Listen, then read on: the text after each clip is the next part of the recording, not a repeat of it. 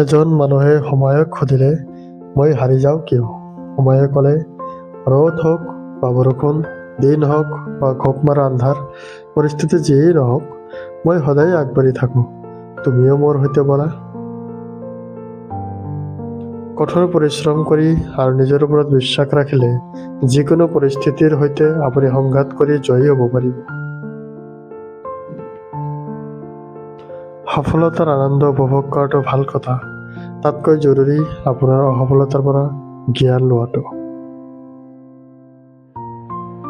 কোনোবাই মূল্য দিয়ক বা নিদিয়ক, তুমি সৎকৰ্ম কৰি যোৱা, কাৰণ ইয়াৰ প্ৰতিদান মানুহে তোমাক নিদিলেও স্বয়ং ঈশ্বৰে দিব। কালি যি হৈ গ'ল সেয়া পাহৰিবলৈ সাহস লাগিব, আজিৰ সৈতে যুঁজিবলৈ শক্তি লাগিব, কাইলৈ যি হ'ব ভালেই হ'ব বুলি ভাবিবলৈ ভৰসা লাগিব। জীৱনৰ বাটত কিছুমান মানুহৰ লগত পৰিচয় নোহোৱা হ'লে হয়তো কেতিয়াও গমেই নাপালোহেঁতেন যে মানুহৰ মন কিমান ধৰণৰ হয়।